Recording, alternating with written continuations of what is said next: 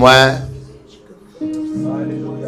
C'est vous papa à moi, c'est vous doudou à moi, c'est vous force à moi. Tu es ma force. Tu es ma solution. Tu es mon ami, tu es mon confident. Saint-Esprit, ce matin nous réclamons ton sang précieux sur toute la salle. Ton sang précieux sur chaque personne ici. Ne nous regarde pas au travers de nos œuvres. Regarde chaque personne au travers du sang de l'agneau. Personne n'est digne par ses œuvres. Personne n'est digne par ses œuvres de s'approcher de toi. Même le meilleur de nos œuvres parfois sont sales devant toi. Rema Shuru Baba. Je viens à toi, Seigneur. Je viens à toi. Oriama Baba. Tel que je suis, mon Dieu. Je viens à toi. Je viens à toi, Seigneur. Je viens à toi. Avec mes défauts, Seigneur. Nettoie-moi avec ton sang. Je viens à toi, Jésus. Tel que je suis. Je viens à toi, Seigneur, je ne cache rien. Je veux que tu me changes. Je veux que tu me transformes. Enlève tout ce qui ne te glorifie pas, moi, Seigneur. Toi qui sondes le cœur et les reins. Tu me connais mieux que moi-même. Tu vois ce que je ne vois pas, Jésus. Je sais que tu m'aimes et tel que je suis. Au nom de Jésus, Amen. Amen. Amen. Gloire à Dieu. Jésus il est bon, n'est-ce pas? Dis à ton voisin, Jésus t'aime tellement. Des fois, on ne se rend pas compte comment Jésus nous aime. Des fois, on ne se rend pas compte. On connaît, c'est comme si quelqu'un qui connaît la mer. Tu dis, je connais la mer de la Caraïbe. Un jour, je me disais ça, je connais la mer de la Caraïbe. Tous les jours, je prends le bateau. Tous les samedis, je prends le bateau entre Guadeloupe et Marie-Galante. Aller-retour. En connaître. Mais le jour où je commençais à découvrir les profondeurs maritimes, je me suis rendu compte que je ne connaissais pas du tout. Je connaissais la surface, mais pas la profondeur. Il y a beaucoup de chrétiens qui connaissent l'amour de Dieu en surface. La largeur. Voyez, vous connaissez la largeur de l'amour de Dieu, combien il aime tout le monde. Vous connaissez la longueur de l'amour de Dieu, l'histoire de l'amour de Dieu de Genèse à l'Apocalypse, vous le connaissez. C'est très long cette histoire-là. Il a commencé par créer Adam et Ève, il a envoyé Jésus. Ça, c'est la longueur. La largeur, c'est il aime tout le monde. Mais la profondeur, tu ne peux pas le connaître avec ta tête. La profondeur, tu commences à le connaître seulement quand tu vas plonger dans l'esprit. Tu vas plonger dans la profondeur de l'esprit. Et quand tu seras dans la profondeur de l'esprit, tu vas commencer à sentir l'amour de Dieu. Vous voyez, quand vous plongez dans la mer, et vous sentez si la mer est froide ou pas.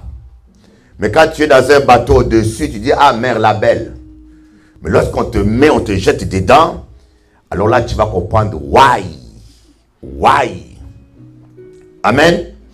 Ici à Paris, en France, en métropole, en Europe, vous savez, des fois, quand vous voyez la mer ici, vous dites, oh, c'est joli. C'est aussi joli que dans la Caraïbe.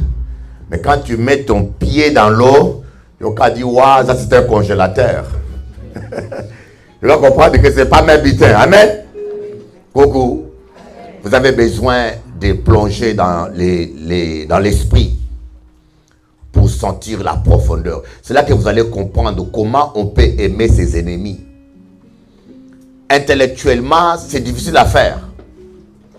Quelqu'un qui me critique, qui me calomnie, que je l'aime encore. Ah ouais. Agaba écoute pied. Des fois on dit, mon frère, un jour je dis ça, je dis écoutez, ces gens-là qui mentent sur moi, qui me critiquent, ils ont la chance que je suis converti. Je n'aurais pas été converti, vraiment, les gens auraient eu peur de parler du mal de moi. Quelque part dans ton cœur, tu as envie de te venger. Quelque part dans ton cœur, tu ne les aimes pas parce qu'ils parlent mal de toi. Mais quand tu plonges dans l'esprit, alors tu vas ressentir l'amour du Christ pour ces gens-là. Amen. Ce n'est pas toi qui vas aimer ces gens-là. Cette tante-là qui t'a volé ton héritage. Le petit frère qui parle mal de toi. Ou bien le voisin qui te complique la vie. Ou la tati qui te fait la sorcellerie.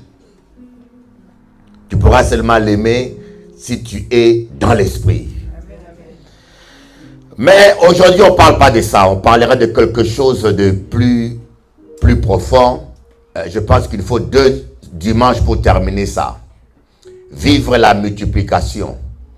Dis à ton voisin, il faut que tu vives la multiplication.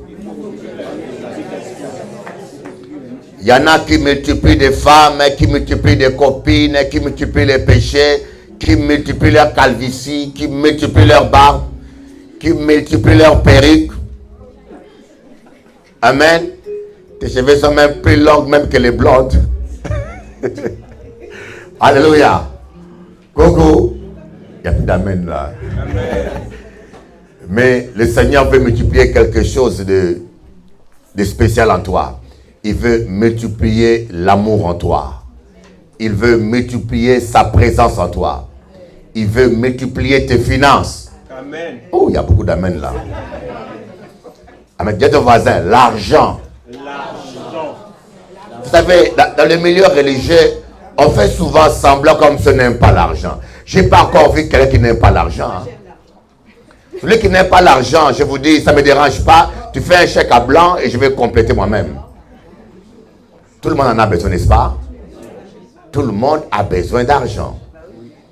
Il faut que l'argent soit ton serviteur et pas toi le serviteur de l'argent. Sauf les païens, ils sont prêts à tuer, à voler. Ils sont prêts même à se marier pour l'argent. Ils font tout pour l'argent. Mais nous, on fait tout pour Jésus. Amen. Applaudissez le Seigneur Jésus. On va lire dans Matthieu 14, Matthieu 13. Ce message est tellement bon que j'ai voulu l'enregistrer pour Télé Anti. Qui me suit sur Télé Anti ici? Ah, il y en a plein. Amen.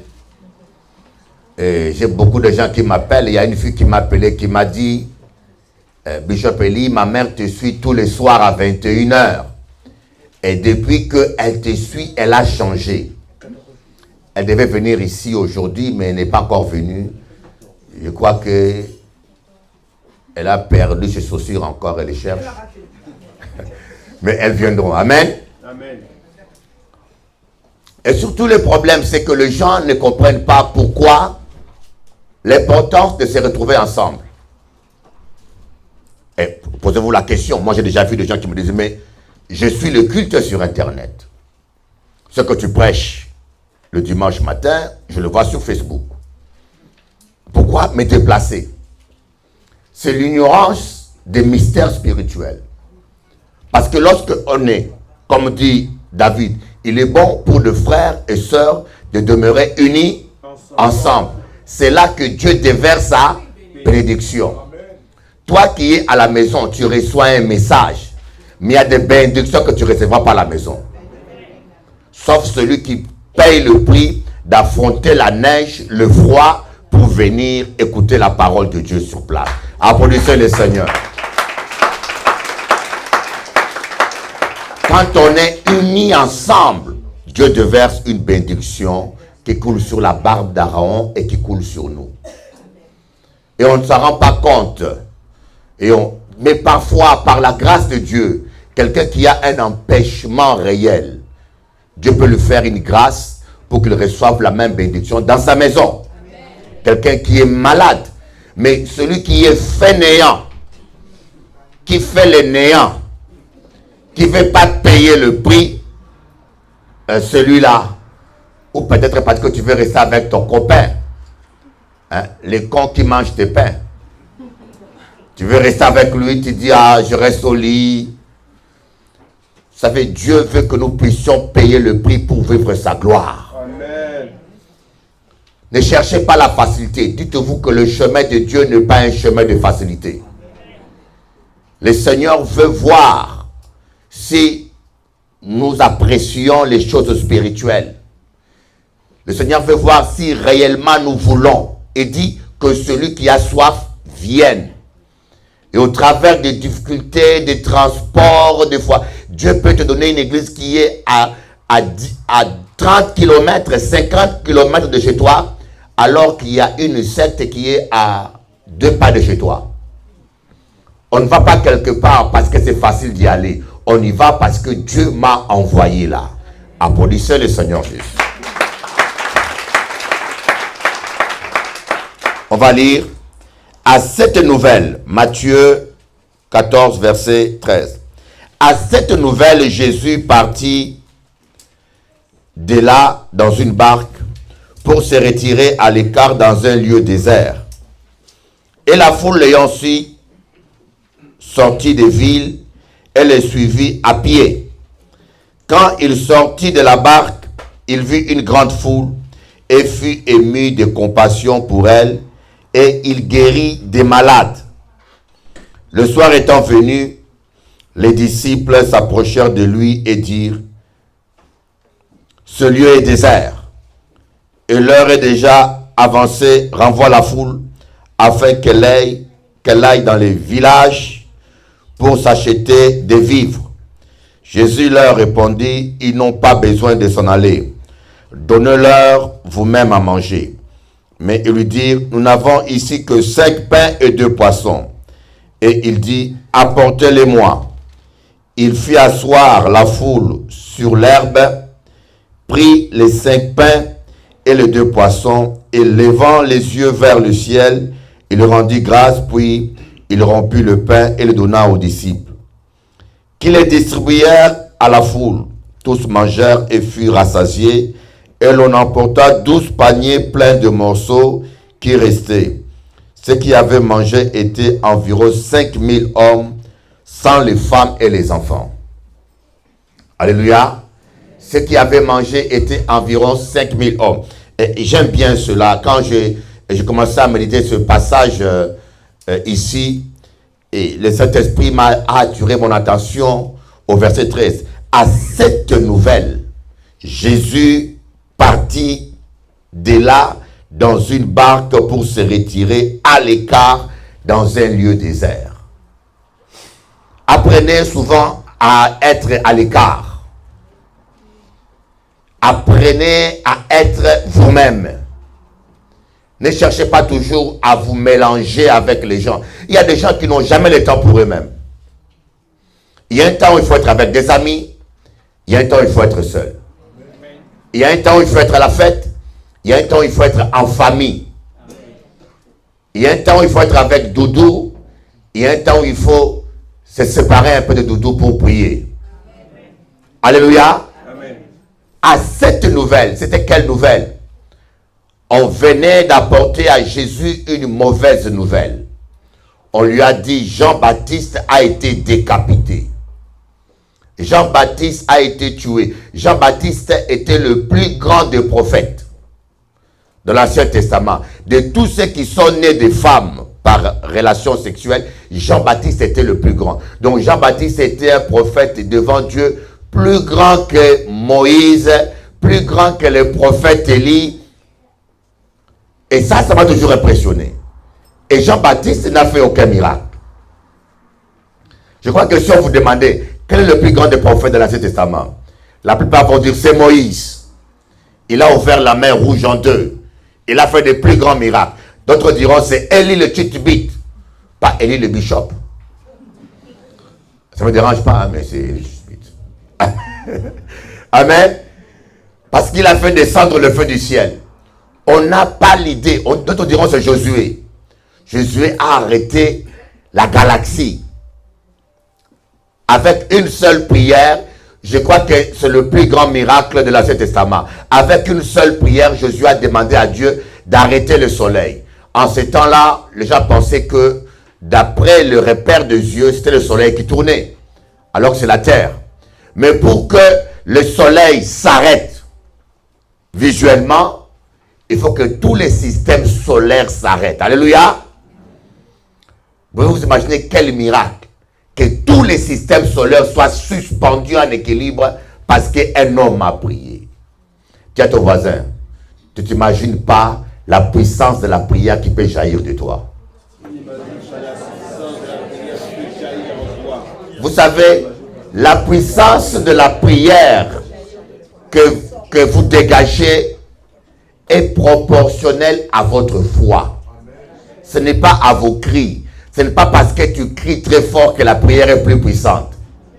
Même quand les gens font les délivrances, j'ai vu des gens crier fort dans les oreilles des gens, croyant que parce qu'ils crient fort, le démon va écouter. Et plus tu cries fort, plus ta gorge va partir. Ce n'est pas la puissance de ta voix, c'est la puissance de ta foi. J'avais reçu une mamie 70 ans, évangéliste américaine. Elle est venue, on a fait convention. Jeudi, vendredi, elle parle. Bonjour messieurs, nous allons parler de Saint-Esprit. Il dit, mais parce qu'en ce temps-là, on aimait beaucoup l'onction. Hein. On aimait voir les mouvements. Vous savez, tout le monde peut tomber. Vous savez, les gens pensent que la puissance, c'est quand les gens tombent. Les gens peuvent tomber sans rien recevoir. Hein. Les gens peuvent tomber sans être délivrés. Ce n'est pas le spectacle qui est la puissance, c'est le résultat. Amen. Alléluia. Alors, la dame est venue, elle parlait doucement. Alors moi, à ce temps-là, c'était, il faut crier au micro. Plus tu cries, plus il y a l'onction. Dans beaucoup d'églises ici, tu verras, oulala, surtout à Saint-Domingue et d'autres églises congolaises ici, quand tu entends le baffle commence à crier, tu dis, mais comment les bébés peuvent être dans une salle comme ça? Parce que nous croyons que c'est ça qui dégage la puissance. Alors la dame, elle parlait doucement. Jésus vous aime. Je dis, aïe. Premier jour, il a enseigné, il n'y a rien eu. Même pas les prix démonisés ne sont pas tombés. J'ai dit, j'ai perdu mes sous. Vendredi, il n'y a rien eu. Alors, j'étais inquiet. J'ai appelé pasteur Francette. J'ai dit, écoutez, quand il a passé, dimanche soir, j'étais assis dans mon bureau. J'ai dit, Seigneur, je me suis trompé de personne. La dame a terminé de prêcher. Elle a dit, maintenant nous allons prier. Saint-Esprit de Dieu, va ce côté-là. Mon Dieu, j'attends. Elle dit, mais la dame parle en ralenti. Saint-Esprit touche les gens qui sont... Mais les gens, je n'ai jamais vu une telle onction depuis que l'église a commencé là-bas. J'étais là, j'ai dit, mamie là, ni puissance. Mamie là, pas ni voix, mais ni puissance. Alléluia. Applaudissez Jésus. La Bible dit, ce n'est pas par la force, mais c'est par l'Esprit de Dieu. Amen. Des fois, nous croyons que parce que nous crions, oh mon Dieu, je suis le fort. On dit, waouh, diable a qu'à sentir moi. Avec ton péché, tes cancans, ça ne va pas plus loin. Amen. Amen. C'est la foi. Il faut demeurer dans la parole. Amen. Amen. Et là, Jésus, quand il a entendu cette mauvaise nouvelle, il n'est pas allé voir les gens. Il n'est pas allé pleurer. Jésus s'est retiré. Il est allé dans la présence de Dieu. Lorsque vous avez une mauvaise nouvelle, lorsque vous vivez des moments difficiles, c'est le temps où il faut aller dans la présence de Dieu. Déchargez-vous sur lui de vos soucis. Déchargez-vous sur lui. Allez expliquer à Dieu tes problèmes. Allez expliquer à Dieu ce qui ne va pas dans ton couple. va expliquer à Dieu ce qui ne va pas dans ta vie. Je peux vous dire une vérité. La Bible dit, faites connaître à Dieu tous vos besoins et la paix de Dieu qui surpasse toute intelligence gardera vos cœurs en Christ. Amen. Parce que pourquoi la paix de Dieu dépasse l'intelligence? Parce qu'avec l'intelligence, on ne peut pas l'expliquer. C'est une paix miraculeuse. Tu peux être en pleine guerre, mais Dieu t'accorde la paix. Applaudissez Jésus, alléluia. Voilà pourquoi David a dit, même quand je traverserai la vallée de l'ombre de la mort, j'aurai la paix. Je ne craindrai aucun mal, j'aurai la paix. Pourquoi? Cette paix-là vient de Dieu. Ce n'est pas la vallée de la mort. La vallée de la mort, c'est que où j'ai mort. Mais la vallée de l'ombre de la mort. On vous dit, messieurs, on va vous opérer. Et moi, le jour où on voulait m'opérer, mon Dieu, j'avais peur de l'anesthésie. Je dis, et si je ne me réveille pas après alors? Le médecin m'a dit, on va t'anesthésier. Je dis, écoutez les médecins, j'accepte l'opération, mais anesthésie seulement le bras. Seulement les bras, pas le corps. Je vais voir l'opération. Parce que je ne sais pas si je vais me réveiller. Le médecin a dit, oh, pas de problème, on va anesthésier le bras seulement. Ils ont mis une radio qui chantait le rock. Une vieille radio, parce que du 15e siècle. En pleine opération, ils ont mis une radio. On dit, bon, monsieur, c'est bon, on fait seulement le bras. Quand il a piqué, c'est tout le corps qui est parti. Après, je me suis réveillé. Il dit, mais c'est la couillonnée, moi. Ah bon, c'est déjà fait. Hein? Alléluia.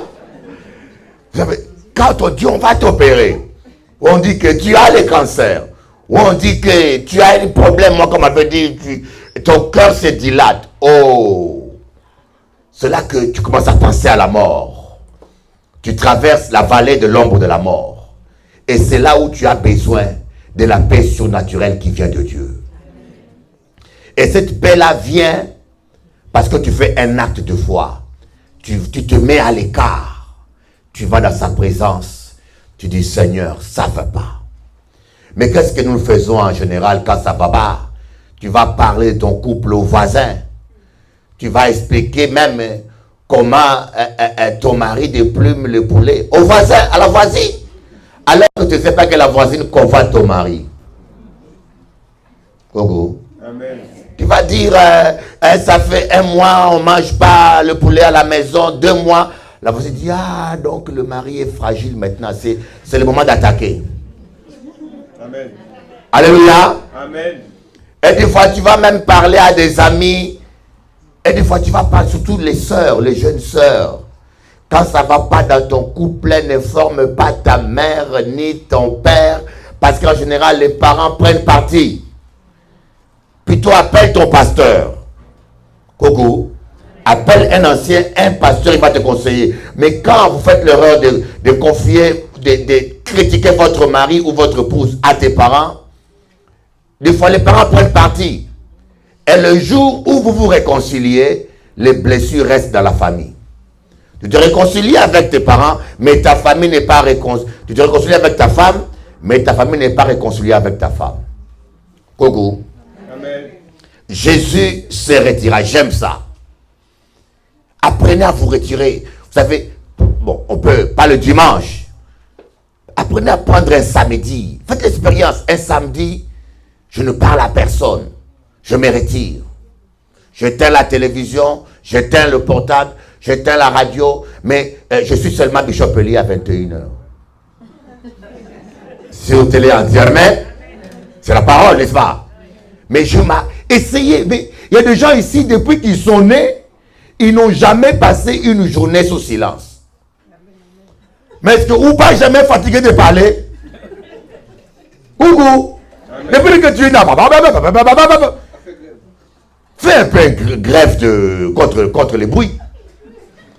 Tu rentres dans ta chambre, tu fermes la porte, tu dis aujourd'hui, je parle à personne, je chante les cantiques, je loue le Seigneur, j'adore le Seigneur, je me mets un peu à l'écart. Applaudissez Jéhovah, alléluia.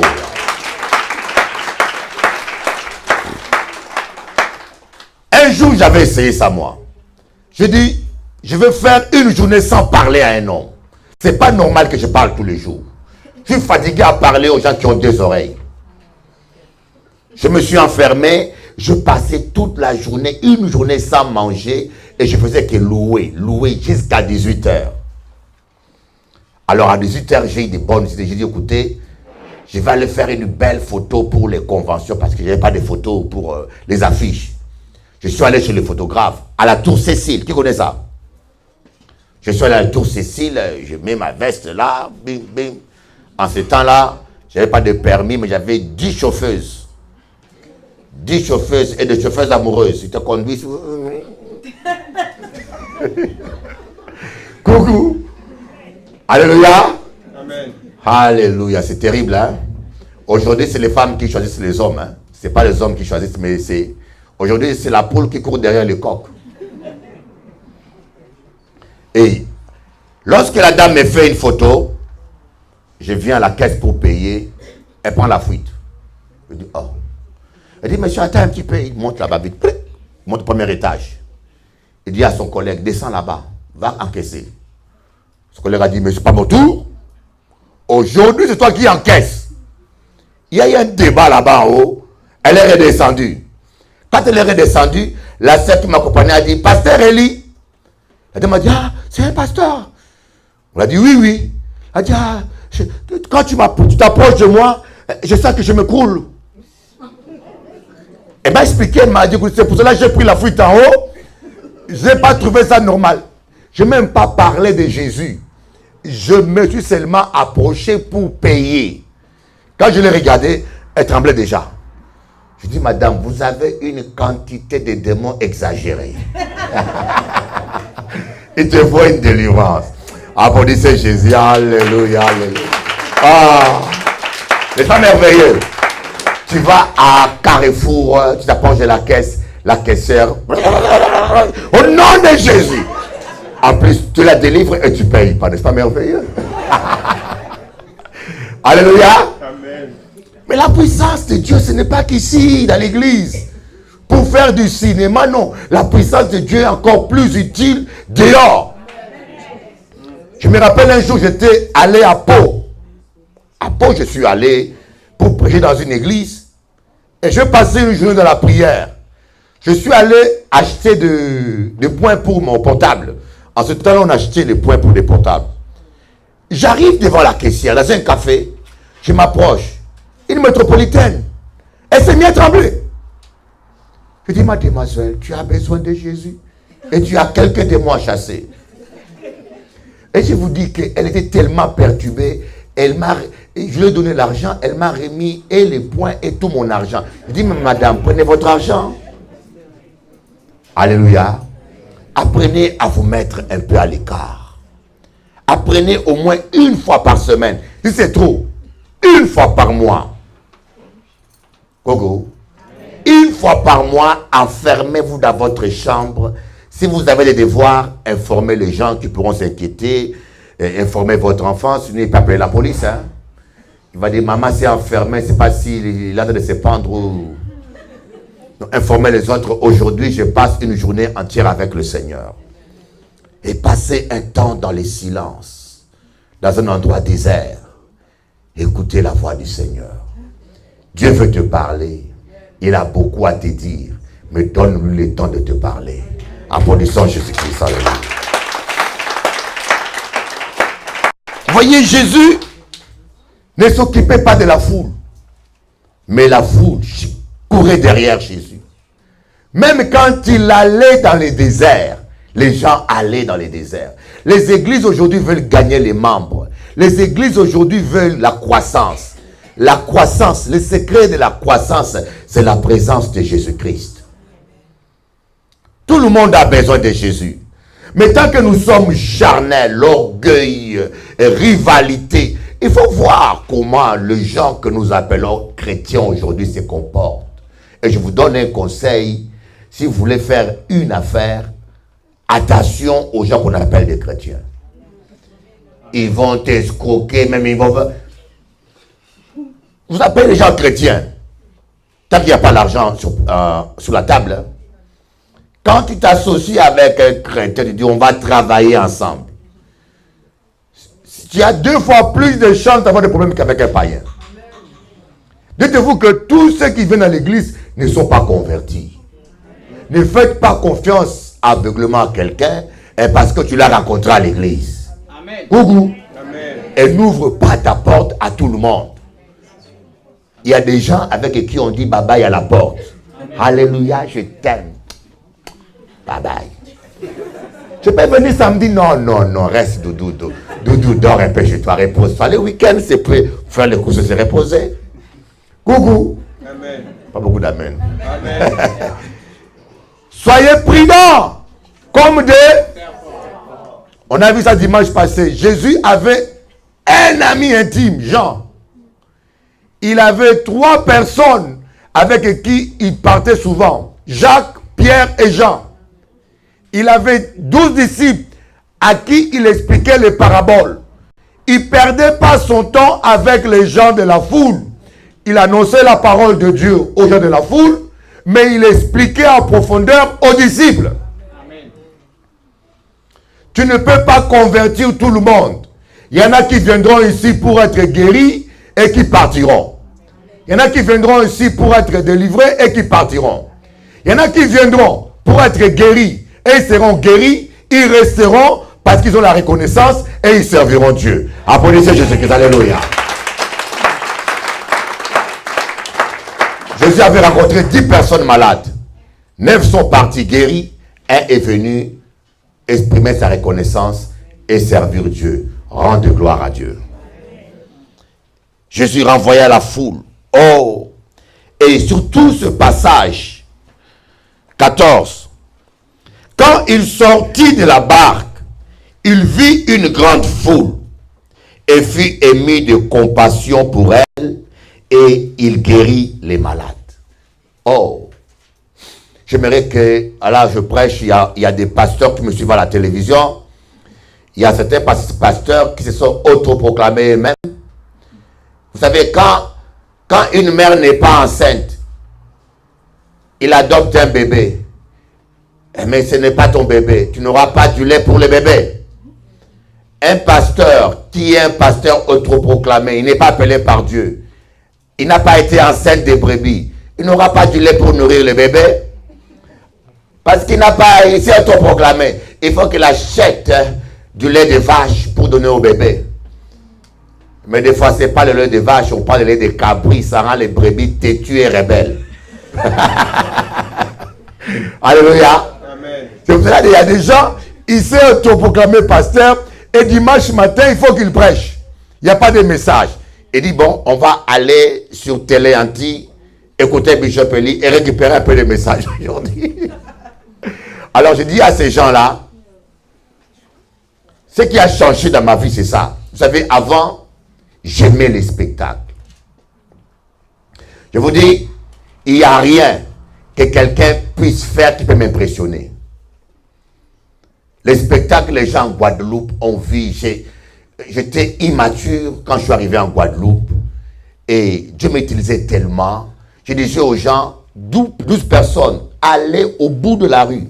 Les gens sortaient de la salle. Ils allaient à 400 mètres au fond de la rue.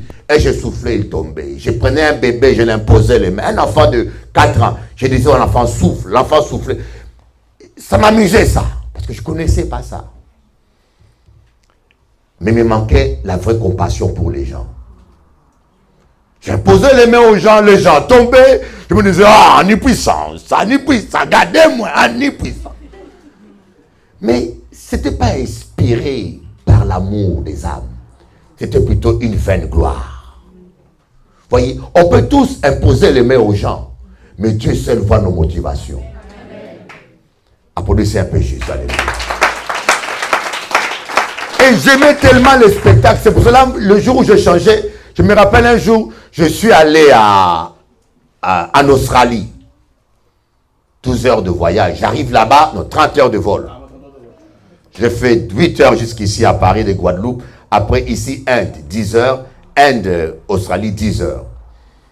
Et j'arrive là-bas, on donne à tout le monde 2 heures, 3 heures, 4 heures. Moi, on me donne seulement 1 heure pour prêcher. Et ça m'a vexé. Je dis, aka montre qui mon moyen. Et quand je finis de prêcher, J'ai dit, il faut que je fasse des démonstrations. Et j'ai prié pour des malades, il y a eu des délivrances. C'est vrai, ils étaient impressionnés. Mais tout cela, je l'avais fait par vaine gloire. Je voulais montrer aux gens qui je suis. Des fois, nous faisons des bonnes choses avec de mauvaises motivations. Amen. Il y en a qui chantent. Ils chantent, non parce qu'il veut plaire à Dieu, parce qu'il veut plaire à lui-même. J'avais un guitariste.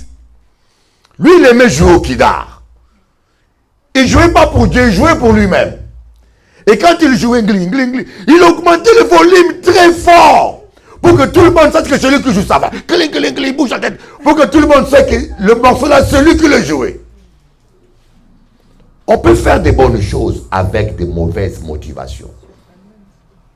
On peut prier pour les malades sans amour. Alléluia. Et un jour, je priais, une maman était venue, une maman était là. Je savais bien que cette maman-là avait besoin de délivrance. Je savais bien que je n'aurais pas le temps de la délivrer dans la salle. Mais comme je voulais faire le spectacle, et je voulais prier pour lui faire des spectacles. Et quand je l'ai imposé les mains, elle est tombée. Elle était bien habillée, la perruque est partie à gauche, la tête est partie à droite, les chaussures en l'air. Elle roulait par terre.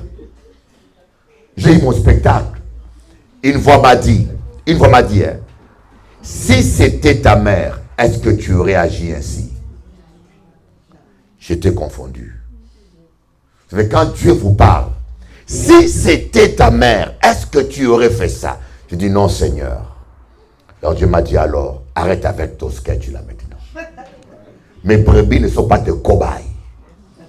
Quand tu sais que quelqu'un a besoin de délivrance, tu le sais très bien. Quand tu ne le sais pas, c'est autre chose. Quand tu le sais bien, si tu l'aimes vraiment la personne, pas une journée entière, dans le secret, prie pour la personne, là tu as vraiment l'amour. Mais quand tu n'as jamais le temps pour prier pour les gens en privé, mais tu veux seulement faire une démonstration publique, là tu fais du spectacle. C'est depuis lors que j'ai créé une équipe de délivrance avec les pasteurs, on a tous les pasteurs, j'ai créé une équipe. Dans les réunions, on prie pour tout le monde. Quand on remarque qu'il y a eu un cas, on convoque la personne en privé, on prend le temps qu'il faut, comme on fait aujourd'hui, pour délivrer les gens. Je dis, c'est fini les spectacles. On doit aimer les gens.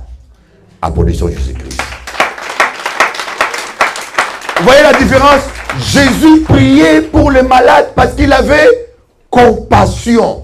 Aujourd'hui, que Dieu ait pitié de nous les pasteurs. Je dis bien, nous les pasteurs, pour ne pas être le plus saint des pasteurs. Parce qu'on a tous des défauts. Ne pointez pas les autres gens. On doit tous, chaque jour, se remettre en question. Aujourd'hui, il y a trop de spectacles, il y a trop de moi. Il y a trop de moi. Un jour, je dis au Seigneur, mais pourquoi on ne voit pas 100% de guérison? Tu as dit, celui qui croit en moi fera la même chose que moi, il la fera même de plus grand. Mais Jésus, parfois, il imposait les mains à tout le monde est guéri. Dieu m'a dit, tu vois, la foi est agissante par l'amour. Dans Éphésiens, on dit, la foi est agissante par l'amour. Le Saint-Esprit agit encore plus et donne une grâce spéciale quand on fait les choses par amour et non pour vaine gloire. Il y en a qui prêchent Christ par rivalité. Alléluia. Applaudissez Jésus. Il faut faire les choses par amour. Pose-toi la question, est-ce que ce que tu fais, c'est par compassion? Tu prêches, est-ce que c'est par amour? Tu fais des visites, est-ce que c'est par amour? Tu pries pour les gens, est-ce que c'est par amour? Tu appelles les gens. Il faut que tout ce que nous faisons soit fait par amour. Jésus eut la compassion.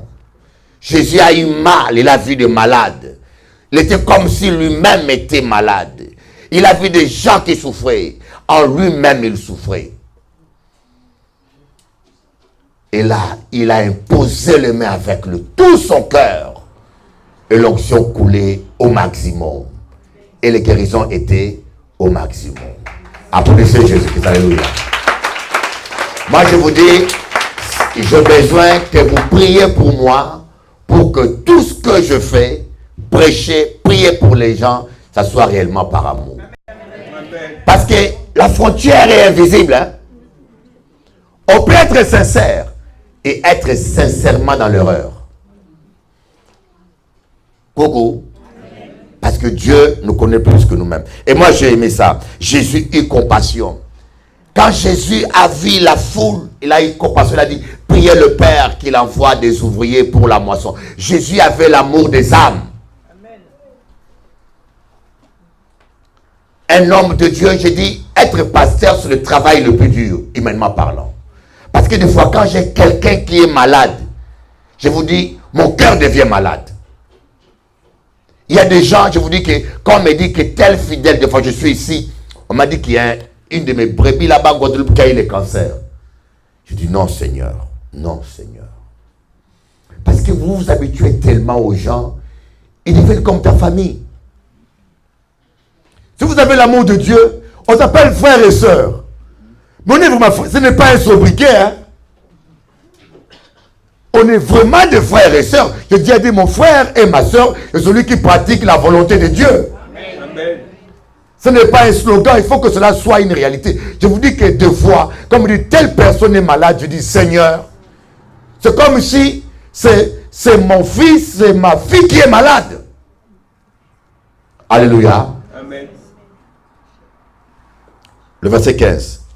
Le soir était venu, les disciples s'approchèrent de lui et dirent, ce lieu est désert, l'heure est déjà avancée, renvoie la foule afin qu'elle aille dans les villages pour s'acheter des vivres. Ce lieu est désert. Les circonstances, ce lieu est désert.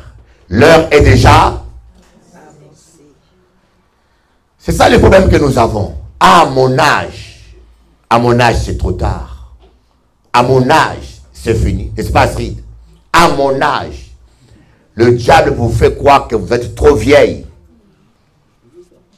pour vous marier, n'est-ce pas? Gogo. Mais il y a toujours un homme plus vieux que toi qui va te marier, n'est-ce pas? Pas beaucoup d'amen. Voyez, ne soyez pas... Les gens, il y a des gens qui sont toujours négatifs. Ils parlent toujours des difficultés. C'est difficile, c'est difficile, c'est difficile. Ils voient toujours les défauts. Ils voient toujours un verre est vide. Il dit le verre est à moitié vide. Alors quelqu'un qui est positif dira le verre est à moitié rempli. C'est la même quantité. Hein? L'autre met l'accent sur le mot vide. L'autre met l'accent sur le mot. Ce n'est pas la quantité de vos qualités qui est importante. C'est l'attitude que vous avez vis-à-vis de vos erreurs, de vos défauts. Tu peux avoir 1000 qualités. Mais quand tu ne reconnais pas un seul défaut que tu as, tu n'avanceras jamais dans la vie. Alors quelqu'un qui a plein de défauts, mais qui les reconnaît, il va te doubler tôt ou tard. Alléluia. L'heure est déjà avancée.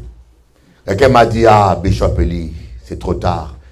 Si j'avais connu Dieu plus tôt, j'aurais fait ça, j'aurais fait ça. Si j'avais, une soeur m'a dit, si j'avais connu Dieu trop tôt, je n'aurais jamais divorcé.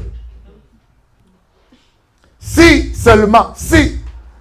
Je crois que nous tous, nous avons déjà dit ça à un moment de notre vie, n'est-ce pas? Si je savais, il y en a qui disent, ah, si je savais, je n'aurais pas fait des affaires avec ce monsieur-là. J'en ai déjà 10. Ouais. Je connais un Français, hein? Lui, il a 30 enfants. Un Gaulois. J'ai dit, oh, c'est le Gaulois le plus chaud au monde. Mais je l'ai vu sur WhatsApp, on me l'a envoyé WhatsApp. Le monsieur, il a 30 enfants. C'est comme une école privée. 30. Et puis les 3 femmes qui sont là sont encore enceintes. Et puis elles disent, j'aime beaucoup les enfants. Il faut que je rajoute 3. Je dis, oh, le monsieur est gâté. Alléluia. Mais comme c'est un Gaulois, on occupe un scandale. Hein? On dit, oh, c'est la plus grande famille de la France. Ça aurait été Mamadou ou bien Abdallah ou je ne sais pas qui. On leur a dit, gardez ce gens-là. Alléluia. Amen. Peu importe où tu es, j'aimerais vous dire, les disciples ont dit, ce lieu est désert. Même dans les déserts, Dieu peut faire pousser l'herbe afin que tu te reposes sur de verts pâturages. Applaudissons Jésus. Regardez, le verset 19. Il fit asseoir la foule sur l'herbe. 19, hein? Oui. Il fit asseoir la foule sur l'herbe. Les disciples ont dit que cet endroit est désert. Ils ont vu le désert. Mais Jésus s'est débrouillé pour faire asseoir plus de 5000 hommes sur l'herbe. Je ne sais pas ce qui s'est passé, mais je pense que les disciples ne se sont pas trompés. Mais quand Jésus a dit aux gens, soyez-vous, le Saint-Esprit s'est dit, wow, la parole de Dieu ne doit pas être contredite. La parole de Dieu doit rester la vérité. La parole de Dieu doit s'accomplir. Il est écrit, il me fait reposer dans de verts pâturages. Il est écrit, l'Éternel est mon berger. Il me fait reposer dans de verts pâturages. Pendant que les gens commencent à déposer leurs fesses par terre, les anges ont fait pousser l'herbe vide, l'herbe verte rapidement. Faites pousser l'herbe, la parole doit s'accomplir. Aïe aïe aïe, applaudissez-moi un peu, Jéhovah. Oh my God, my God. Vous vous rendez compte? Il n'y avait pas de, il y avait rien. Mais dès qu'ils ont penché comme ça, il y a eu un miracle de création. L'herbe verte a poussé afin que la parole de Dieu ne soit pas contredite. Dieu veille sur sa parole pour l'accomplir. Si Dieu vous fait une promesse, Dieu va même créer un travail pour toi. Si Dieu te dit que tu ne mourras pas, même si les médecins enlèvent le cœur, tu vas marcher sans cœur. Tu seras le premier homme à marcher sur terre sans cœur. Applaudissez-moi un peu, Jéhovah. Oh my God. Dis à ton voisin, c'est possible. C'est possible. C'est possible. Ah. Mais vous savez, il y a un miracle que le Seigneur avait fait. Terrible. Vous savez, Élisée a demandé à Élie le double portion de son onction. Portion veut dire quantité. Ça a une notion de quantitatif. Élie avait fait 8 miracles. Il fallait que Élisée fasse 16 miracles. Et prophétiquement, Élie a dit à Élisée, ce que tu demandes, c'est difficile. Pourquoi il a dit ça? Parce que dans l'esprit, Élie savait que Élisée allait mourir après 15 miracles. Il manquera un miracle. Mais il lui a dit, cela va t'arriver si tu me vois quand je serai enlevé. Pourquoi? Parce que quand Élie sera enlevé, si Élisée assiste à son enlèvement, il verra où est tombé le manteau. Donc il saura récupérer le manteau. Lorsque Élie a été enlevé, Élisée a regardé, il a vu où est tombé le manteau d'Élie. Il a pris le manteau d'Élie, il a déchiré son manteau. Et Élisée a fait des miracles. Au 15e miracle, Élisée est mort. Élie a été enlevé. Hein? Vous voyez, tu peux avoir plus d'onction que quelqu'un, mais vous n'aurez pas la même récompense. L'onction est une grâce. Élie qui avait 2 fois moins, il a été enlevé vivant. Élisée qui avait 2 fois plus, il est mort sur terre. Élie est mort. Élisée est mort. Après avoir fait 15 miracles, on a pris Élisée avec le manteau d'Élie, on est allé l'enterrer. Parce que Élisée n'a pas eu de successeur. Élie a eu un successeur à qui il a légué le manteau. Mais Élisée, Géasi a été maudit parce qu'il avait volé l'argent. Donc Élisée est mort, on a pris le manteau, on a mis Élisée dans un tombeau, dans une grotte. L'onction est venue. Le Saint-Esprit a dit, le serviteur de Dieu a dit que Élisée doit faire 2 fois des miracles. Mais Élisée n'a fait que 15. Je dois rester ici le temps qu'il faudra pour que la parole d'Élie s'accomplisse. L'onction est restée dans la grotte où il y avait le corps d'Élisée. Élisée a commencé à pourrir. L'onction est restée là. Les petites bêtes ont mangé tout le corps d'Élisée. L'onction a dit qu'il pleuve ou qu'il neige, la parole du Tout-Puissant doit s'accomplir. Il n'est resté que des os. L'onction est restée là toujours. Amen. Même s'il faut 1000 ans, je vais rester là. Et un jour, pendant que les Juifs enterraient un mort, ils ont vu une armée de Philistins, ils ont eu peur. Ils ont pris le corps de mort, ils l'ont jeté là où il y avait Élisée, le corps d'Élisée. Quand le mort a touché le manteau d'Élie, là où il y avait les os d'Élisée, l'onction a dit, voici l'occasion pour accomplir le 16e miracle. Applaudissez Jésus, alléluia, alléluia. Le cadavre qui a touché les os des morts, où il y avait le manteau d'Élie, a ressuscité. J'ai entendu des prophètes qui ont ressuscité des morts, mais que les os des morts ressuscitent des morts, c'est impressionnant. Un pasteur m'a dit, Bishop Eli, si Dieu utilise les os des morts, ce n'est pas toi qui es son temple qui ne va pas utiliser. Amen. Dis à ton voisin, tu vaux plus que les os des morts. Amen. Dis-toi qu'il pleuve ou qu'il neige. Ce matin, j'aimerais te dire que ce que Dieu t'a dit s'accomplira. Dis à ton voisin, la parole de Dieu s'accomplira dans ta vie. Quand Dieu te promet quelque chose, que les gens ne veulent ou pas, qu'ils te trahissent, qu'ils te tapent comme Joseph, qu'ils te vendent comme un esclave, qu'ils te mettent en prison, ils peuvent faire tout ce qu'ils veulent. Toute arme forgée contre toi sera sans effet. La parole de Dieu s'accomplira dans ta vie. Amen.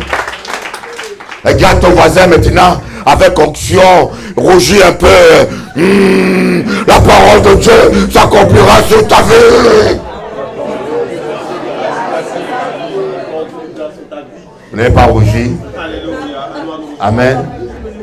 Tu sais rougir sur les chats, sur le chien, sur ton voisin. Alléluia. Amen. Oh, j'aime ça, moi. Moi, quand j'écoute ça, ça me stimule.